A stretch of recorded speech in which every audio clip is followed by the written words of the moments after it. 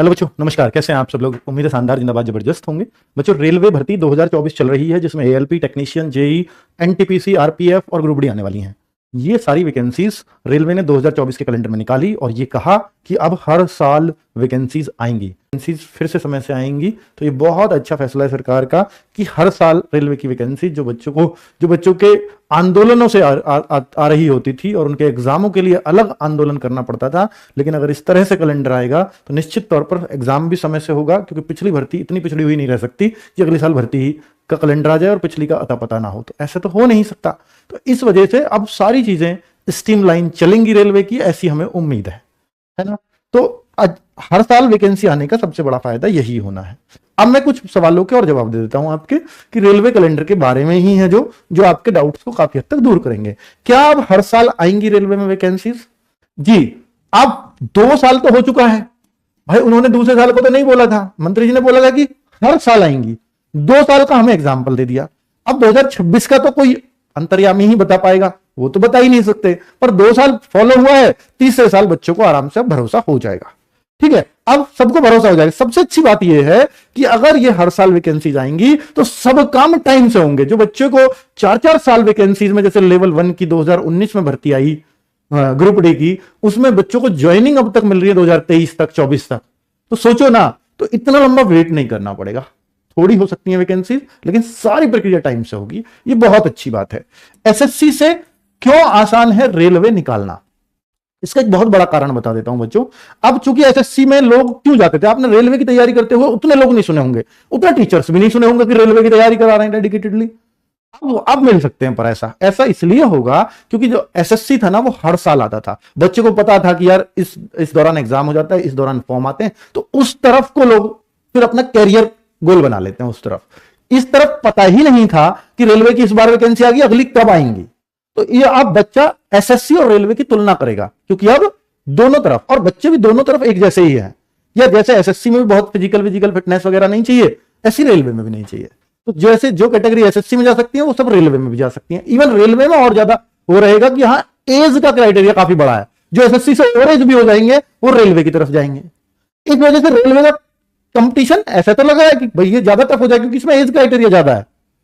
और बच्चे इसमें इस तरफ ना, बच्चे बहुत ठीक ठाक रहते। बीटेक वाला सारा बच्चा इस तरफ जाता है, रेलवे की तरफ तो नहीं सुना होगा उतना। अब आपको एक बात बता देता हूं कि जो ओवरऑल वनडे कॉम्पिटिटिव एग्जाम्स को अपना टारगेट बनाते हैं, पुलिस एग्जाम्स को बच्चे अपना टारगेट बनाते हैं, उनके लिए रेलवे क्यों आसान है? क्योंकि पुलिस एग्जाम्स में, ये ज्यादातर यूपी के एग्जाम्स में, बिहार के एग्जाम्स में, हरियाणा के एग्जाम्स में, राजस्थान के एग्जाम्स में, मध्य प्रदेश के एग्जाम्स में इंग्लिश नहीं आती। उन स्टेट्स का बच्चा एसएससी की हिम्मत नहीं कर पाता जो स्टेट एग्जाम की तैयारी कर रहा होता है। इस वजह से उसको एसएससी टफ लगता है। यहां रेलवे में ना इंग्लिश है, ना हिंदी है, मैथ है, रीजनिंग है, जीएस है, जिसे वो लगातार एसएससी के लिए भी पढ़ता है। और अब से मजे की बात यह है कि टीसीएस ही दोनों का एग्जाम कराती है, तो लेवल भी क्वेश्चंस का सेम मिलता है। ठीक है, अब बात बचती है साइंस, वो एक्स्ट्रा यहां पढ़नी होती है किसी में। तो भाई साहब, रेलवे निकालना थोड़ा सा आसान बन जाता है उन बच्चों के लिए, चाहे आसान ना बने, कट ऑफ चाहे हाई जाए, लेकिन बच्चा कॉन्फिडेंट हमेशा रेलवे में होता है एसएससी से ज्यादा। ये एक बात है। ठीक है, चलिए, क्या भर्ती 2025 में नहीं आएंगी? ये बहुत सारे बच्चों का सवाल आ रहा होगा।